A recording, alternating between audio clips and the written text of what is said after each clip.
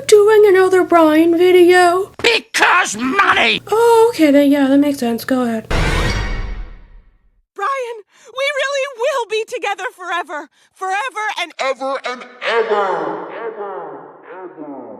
Alright, I gave my thoughts about Jillian. I can finally get to this list. Hi, I'm Kitty Monk, and I'm here to talk to you about Brian Griffin, or more specifically, his girlfriends. And since he's just a dog, that's what people say. Does this mean he's got a lot of that pun was bad and you should feel bad. However, all of these relationships have failed miserably for one reason or another. Still, I wonder, who are Brian's best girlfriends? The women who compliment him the best, where if it weren't for this one thing, he would be living happily ever after. Well, I came up with about 10 candidates. Some of the results might surprise you. I mean, they surprised me. Like usual, the only thing is they can't be cutaway characters, so sorry, Gizmo. Alright, let's discuss. As always, we'll start with the honorable mentions. I would give anything if she were still here with me. I'm okay!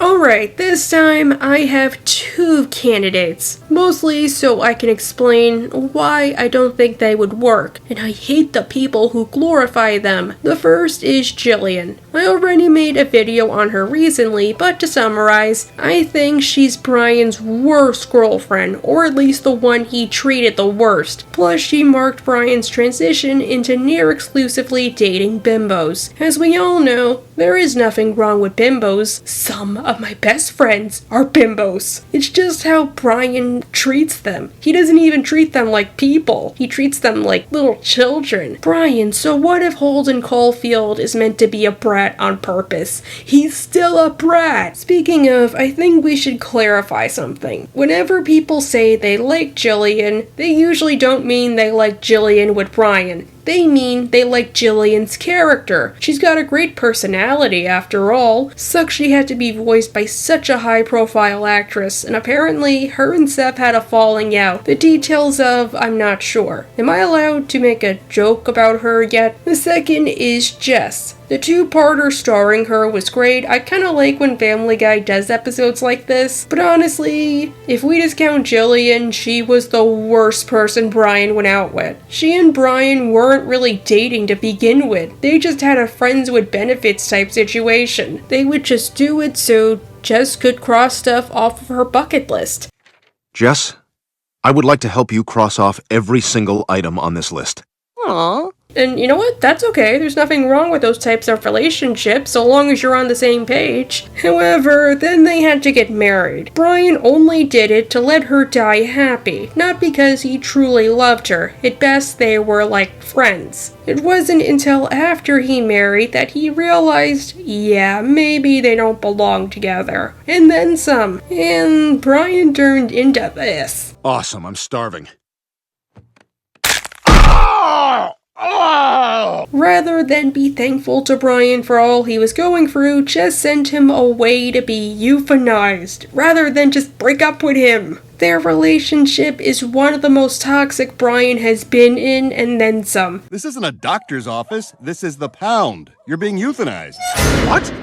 Jess is having me put down? Oh my god, this can't be happening! Mutually abusive does not even begin to cover it. Something tonight, Hey, you're home. Listen, Brian, I want you to leave me alone or I am calling the cops. Is it bad I've never watched an episode of The Bachelor or The Bachelorette? I'm not really a big fan of reality TV. Outside of 19 Kids and Counting, which I had to watch as part of an independent study on Christian cults, I'm not the genre's biggest fan. Watching it for me is like watching a magic show and knowing all of the smoke and mirrors. Oh, that part's staged. Oh, they must have refilmed that part. Oh, that's edited. Oh, he's reading off a script. And Family Guy is to thank for that. Cleveland has had had little success after his divorce, and this was before Bernice and Donna. Wait, who's Bernice? I don't remember. Around the same time, The Bachelorette is coming to Quahog. Brian is kinda like me. That's like my favorite show ever! Meg, how can you watch that crap? That show's not reality, it's all staged. It's a complete mockery of human relationships. Finally, we agree on something. Peter says that Cleveland should audition, but Cleveland is not accepted for reasons. Oh my god! Hi, we're here for the interview? Reasons. Instead, the producers choose Brian. Brian doesn't want to do it, but he figures it'll be a great mini vacation. Quagmire? Oh, hey, Brian. How did you get on the show? I had to do a few favors. Weird to see these two used to be friendly. Really, it's like weird. The Bachelorette in question is a woman named Brooke. Brian uses the show as an excuse to drink as much free liquor as possible, but much to his surprise, he gets chosen to stay. Brian, What? Are you serious? I feel like I didn't get to know you at all. Would you accept this rose? Maybe it's because I've never seen the show, but what happens if you refuse the rose? Do you still have to stay? Do you go home? During the inevitable horseback riding episode, at least it's not zip lining, Brian makes the proper acquaintance of Brooke. Really? God, you know, I actually have quite a jazz collection myself. What do you like? Oh, DJ Jazzy Jeff! Oh. I'm kidding! Oh! Brooke is a sophisticated intellectual who connects with Brian on a spiritual level. She's pretty sharp, you know? I guess you can't judge a Brooke by her cover. You can cut that out, right? No, Brian. No, they don't. No, they won't. Despite winning The Bachelorette, Brian learns... Well, it was great working with you, Brian. Good luck. What are you talking about? What about us? Oh, stop it. It's just TV. Now, even if I think Brooke was acting, maybe without the show they could have gotten together. The only reason I put her here is because she and Brian, they hit it off, and they never say if it's something like she just read Brian's file and played the part or whatever, if she was told to act that way. I had to sneak off. Oh, could I bum one of those? You know, I don't even know why I agreed to do this show. So we don't know how much of her personality was just her being on the show. Why continue? Alas, you cannot force a relationship if the other person isn't willing. Sorry, Bri. You a big fan of Jonathan Franzen? Oh my god, I worship him. Yeah, of all my writing students, he's probably done the best. Alright, now we're gonna talk about... Oh, this chick doesn't have a name. So, I guess I'm gonna have to give her one. She's a creative writer. I guess I could call her Carmen. Like Carmen Machado. If you're an English major, you have to read The Husband Stitch like every other class. And it makes you feel painful in places. It made me scared of episiotomies. During Mr. and Mrs. Stewie, Brian goes to a book signing with Stewie for Jonathan Franzen, who apparently is a real guy. There, he meets Carmen. Unfortunately, Mr. Franzen won't show up, because how dare he give a warning or refund people. Well, this crowd was promised an author. No! And Carmen says she has to go home. I've got a short story due for my creative writing class tomorrow. Oh, creative writing, huh? Well, if you'd like me to look it over before you turn it in, I'd be happy to. Really? Wait, how old are you? Hopefully you're a senior or a grad student because that dorm is huge. Unless you're just rich. The reason I think this worked for me was because Carmen and Brian both have a love of writing and English literature. Trust me, it's so hard to find people like that nowadays. I'm here! The only problem is, it's clear it was a one-night stand, and they don't go any further than that. Carmen doesn't appear the rest of the episode and only makes one more small cameo during the Valentine's Day episode. Which missed opportunity, guys. This could be its own episode. Like maybe Brian starts to tutor her, or becomes a college professor, or he ruins her writing, or her writing is better than his. Still, because she only had less than a minute of screen time, I'm gonna put her that low. And I guess I gotta go read The Husband Stitch for the umpteenth time. It's into chill in places. Wow, that's a lovely color. Your dress is a color. Your dress is I like. You're very pretty. As we all know, and as I like to joke about, Brian is his father's son, and he knows it to an unhealthy degree. Mr. Griffin is my father. I thought your father's name was Coco and he was hit by a milk truck. It sucks when you grow up and you realize you're like your parents or you have things in common. But you know the saying, you lie down in bed with dogs, you end up with fleas. Perhaps the biggest way Brian takes after his father is by being racist. Too far in the other direction, where you know you're racist, but you try so hard to double down or prove that you aren't, that instead of learning a lesson or seeming tolerant, you end up being even more racist. Horseshoe! In a PTA meeting, Brian meets a history teacher named Shauna. Well, I mean, obviously she has a last name, Shauna Parks. I'm the 11th grade history teacher, Miss Parks. Oh, like Rosa Parks. Or someone white named Parks. Nothing cuter than a nervous white dog. Dude, stop. Even Shauna is telling you to stop. Please stop. To prove to Shauna and himself that he is decidedly not racist in the slightest, he suggests renaming the high school after MLK. We should get them to rename the school after Dr. King. You like Dr. King? Because I love Dr. King. I love MLK.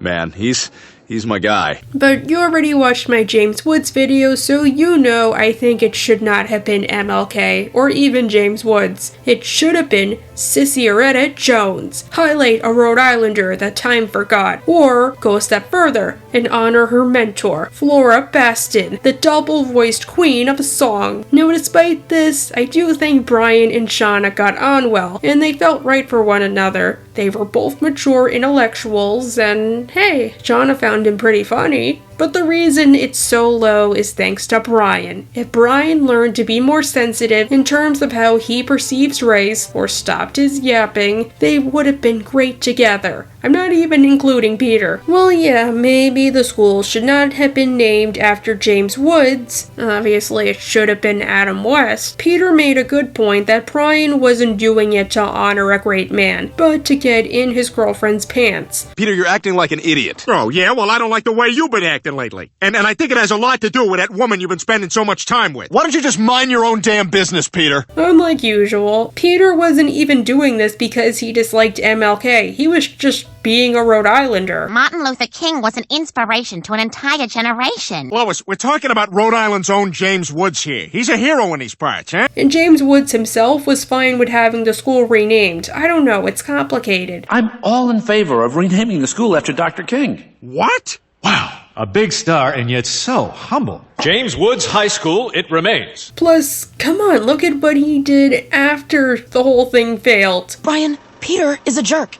And as far as I'm concerned, it's either him or me. Shauna, come on. Why you want to play a brother like that? I think I have my answer. It's like his mask cracked in half. But maybe King of the Hill was right. If you are racist or hate repairmen, your dog will follow those subconscious cues and be racist or hate repairmen themselves.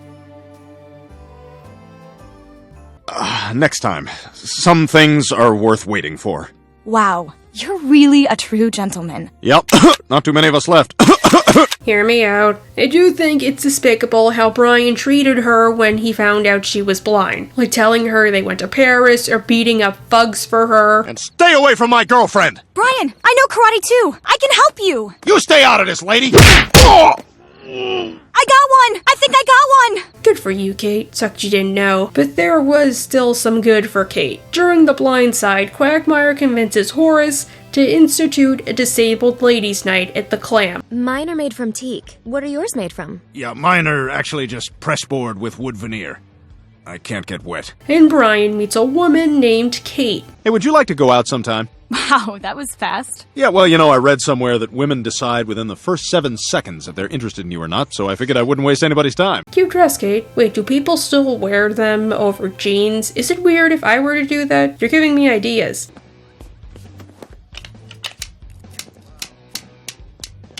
Oh, my God, Hey, check out Brian with the blind chick! Ew, I guess big whoop.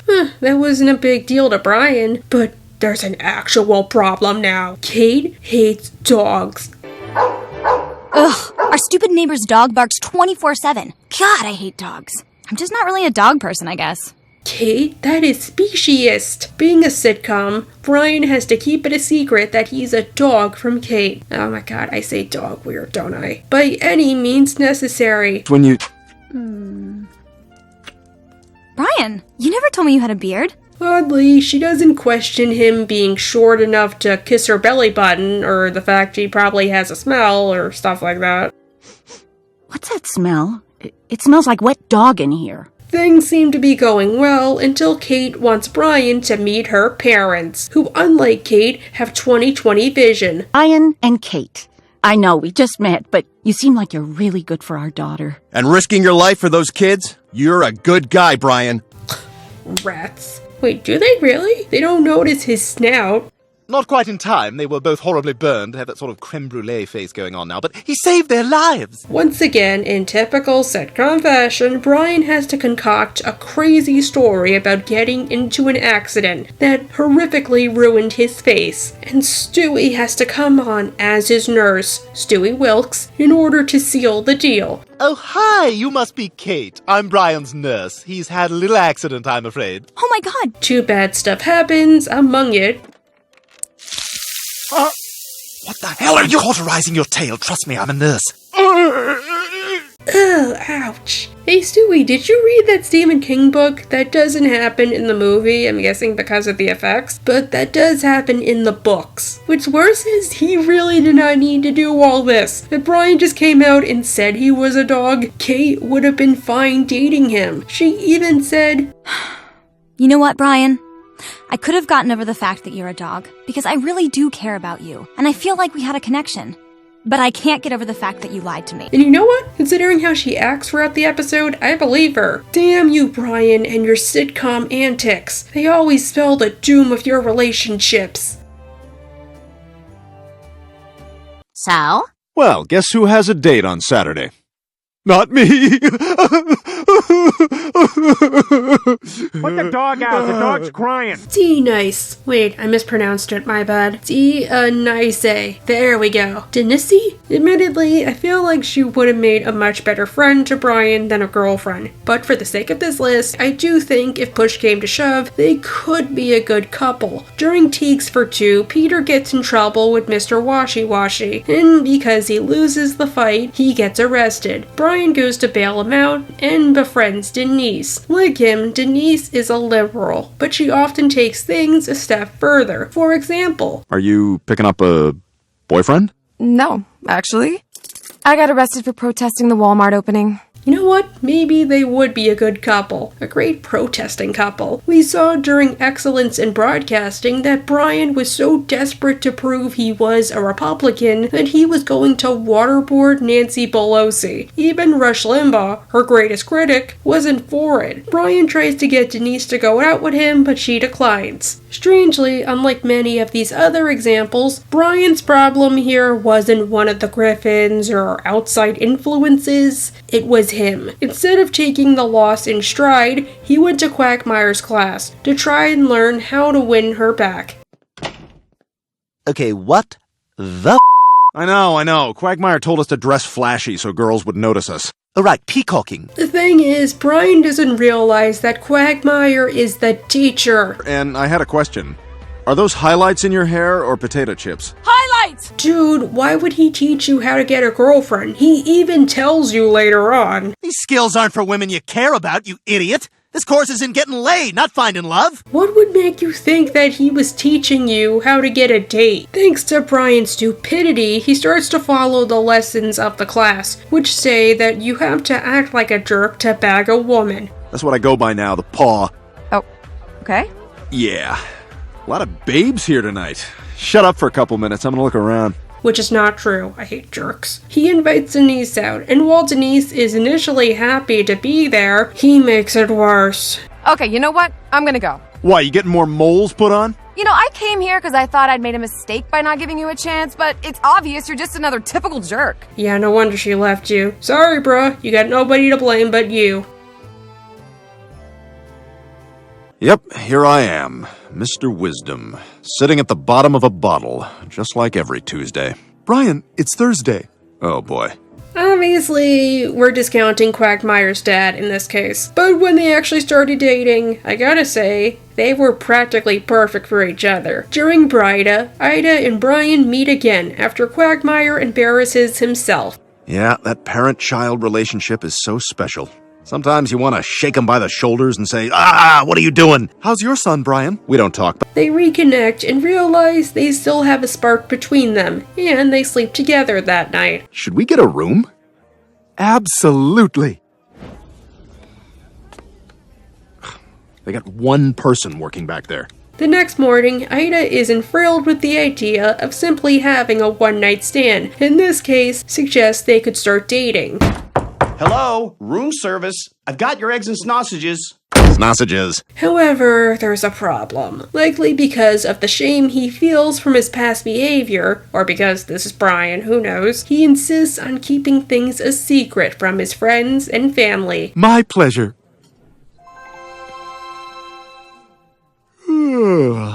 Once he musters up the courage, they seem to do better as a couple, at least until they tell Glenn. To me, this is one of those things where Brian is wrong, but so is Quagmire. At first, while Quagmire isn't thrilled with the idea of Ida and Brian dating, he does put up with it, but Brian makes it worse for him. For some reason, literally no reason, Brian starts to act like a condescending, patronizing weirdo around Quagmire. Uh-oh, look who's on the loose. I'm gonna get you. I'm gonna get you.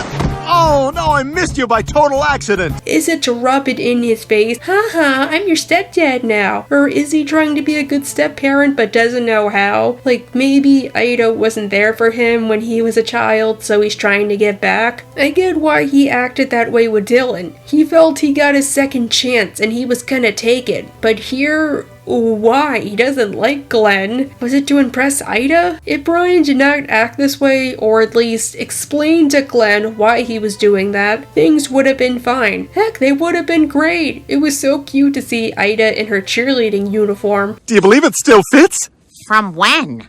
Thank you for throwing this barbecue. Or the two of them playing house. But because it just had to be a Brian, Quagmire makes Ida choose. I can't take this anymore. It's either him or me. Which, bad move, Glenn, but after what you went through this episode, maybe it's a little understandable. At least they never called you kiddo.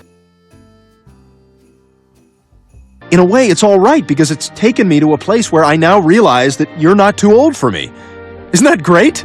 You're not too old for me. I know Brian likes to date bimbos, but I hate to say this, he should be dating older women. I don't care about the age, it's just that most, if not all of his great loves tend to be people around his age, or slightly older cougars. During Brian's Got a Brand New Bag, Brian meets a prospective girlfriend named Nicole after he gets into a car accident. One other problem. Maybe you can help me out. What's that?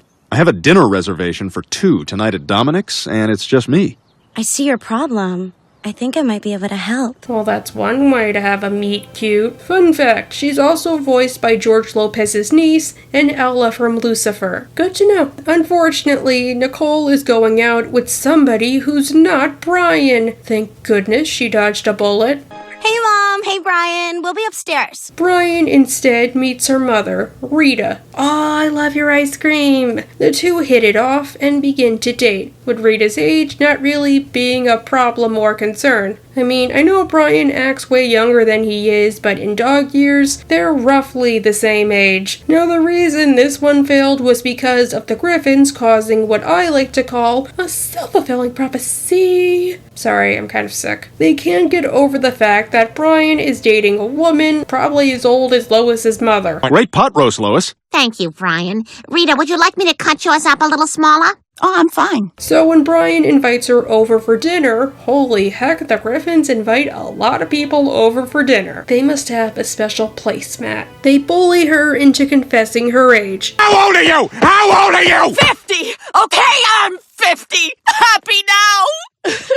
and she runs out in tears. Guys, be respectful of Rita. She's voiced by Nana Visitor. Actually, that's both good and bad. Nana is a really great actress, but she's like the Family Guy version of Tom Wilson. Somebody above their pay grade who voices a fudge load of side characters. I met her at GalaxyCon. She was pretty nice. They probably encounter somebody who sounds like Rita at least twice a day. You know, this is what's wrong with society.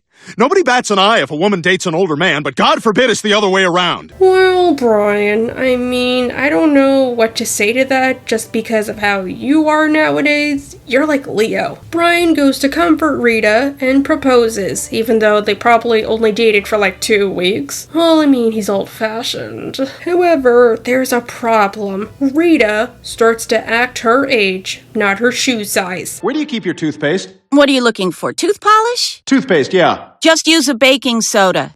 Baking soda? What the hell, I can skip a night.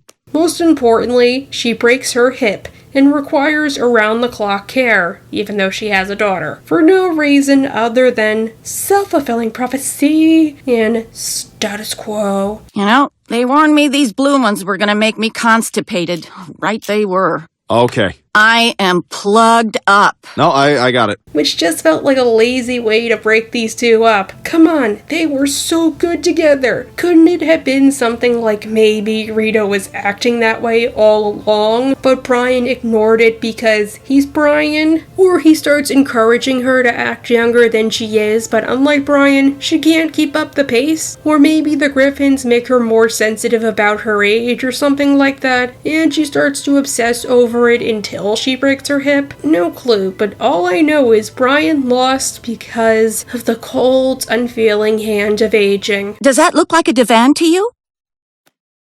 Here? Leave him on the shiffer robe. You know what? Just take your keys. I don't know what the you're talking about. Poor dude. But Brian, you don't have to keep trying so hard to impress me. I already really like you. You do?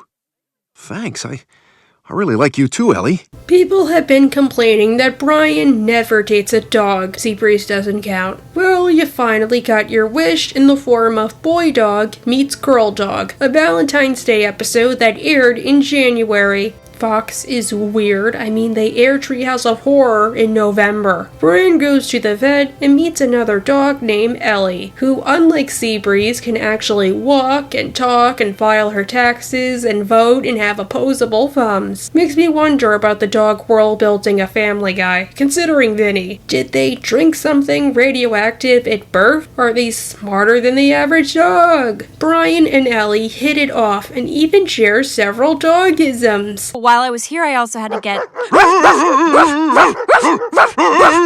a prescription filled. Brian, why do you sound like Stan Smith whenever you bark? Stop pretending he doesn't exist. Brian and Ellie start to date, but Ellie refuses to get physical. Unlike Brian, she is a dog, and this comes with certain obligations. My owners made an arrangement with the organizers of the next dog show. They paid a lot of money to schedule me to breed with whichever male dog wins the competition. Plus, they probably don't make rubbers for Brian. But this is a great episode idea. Not just Brian dating a dog, but the way the other talking dogs are treated. Part of me wondered, why doesn't Brian simply tell Ellie to try and change her fate? Or wonder why her owner is so dead set on breeding her? Does he make a career out of this? Is Ellie like a handmaid? Is she gonna lose the babies? Is she fine with this? But then I realized, damn, Brian has got it lucky. The Griffins, as bad as they can be, almost always treat Brian like an equal. To them, he's virtually a human in all but name. And as we all know, he would look like this if he were human. It seems that with Ellie and Vinny, not all dogs are treated the same. And the fact they're anthropomorphic seems to be a novelty to most people. I mean, look at Seabreeze. Or, you know what? Even Vinny. He was in a pet store. What is Ellie's life like? What if she refuses? Is she gonna get put down? To win Ellie's love and to break her seal, Brian tries to win the dog show she's also entering. And surprisingly, he does. You just made dog shows sound so fun the other day. I thought I'd give it a try. Who knows, maybe I'll end up top dog. And on top of you. Thanks, Stewie.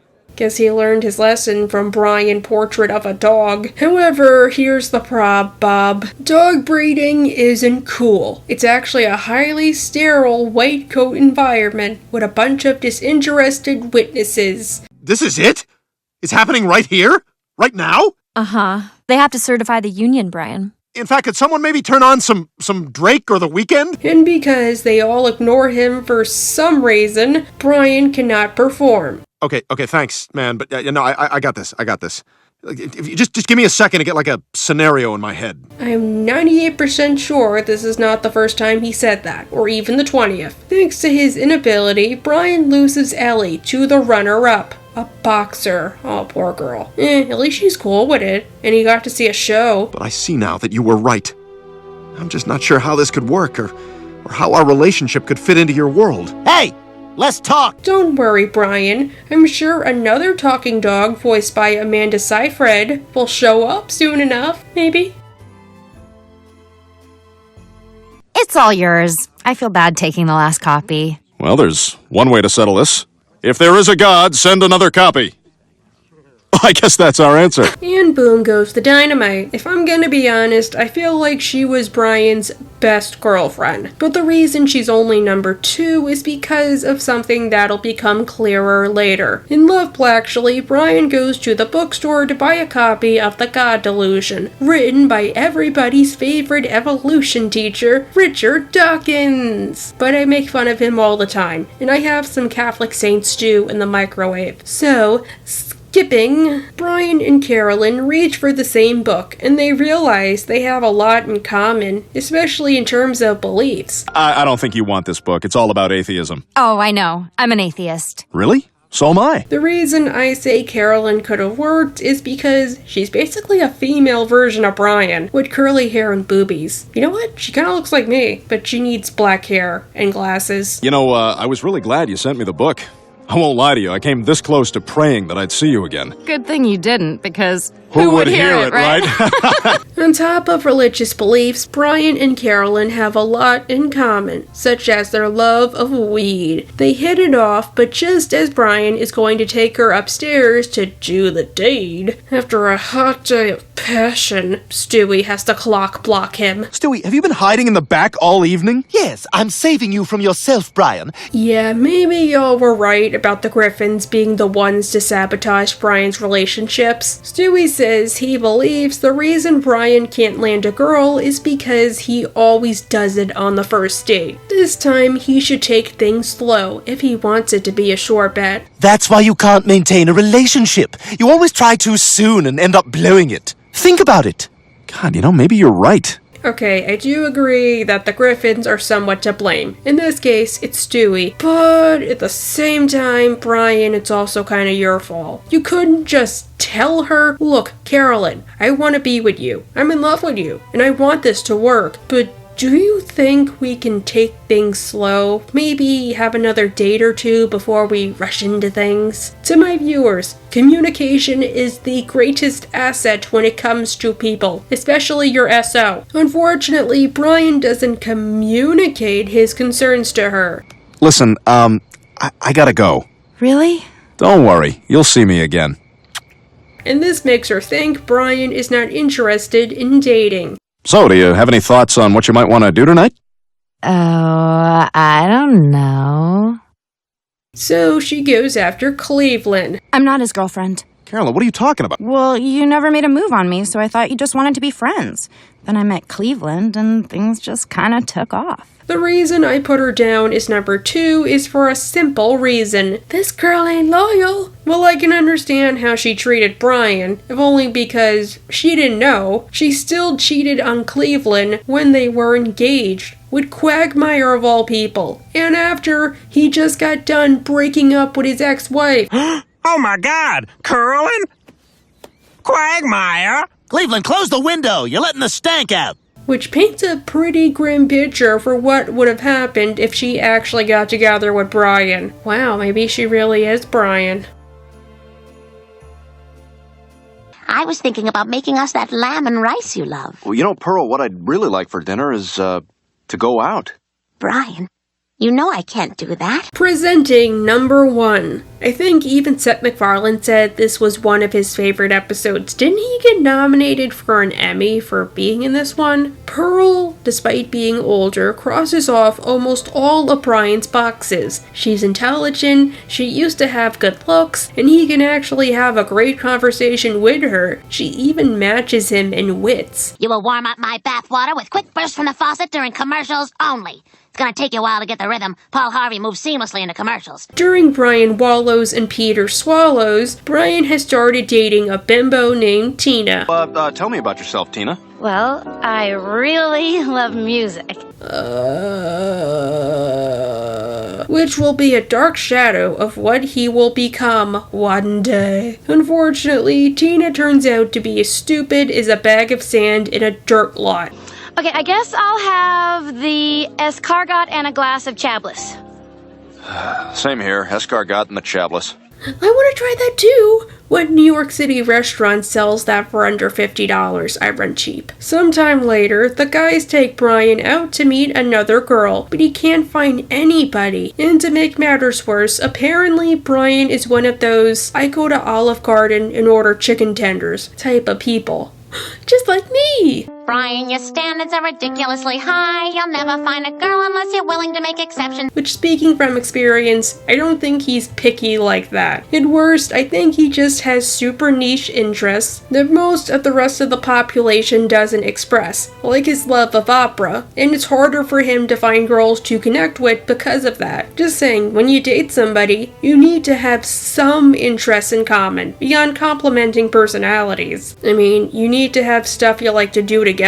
On the way home, Brian gets arrested for a DUI and sentenced to community service. He got lucky. His punishment is to visit the home of an elderly woman named Pearl, a shut-in. I got assigned to the Outreach to the Elderly program. I gotta take care of some old woman who hasn't been out of her house in 30 years. Better than Chris's punishment. I got caught at school with my hand down my pants. I had to keep it there for a whole week. Something like that actually happened at my middle school, and instead of just telling us what that was or why it was bad, they made it a rule that you had to keep your hands on the tables at all times, especially the boys, and you could not put your hands in your pockets. Again, especially the boys. One kid got 5 detentions in 10 minutes. Strangely, I never got in trouble, and I was the weirdest freak there. Brian goes to visit the woman, Pearl Burton, who is cranky.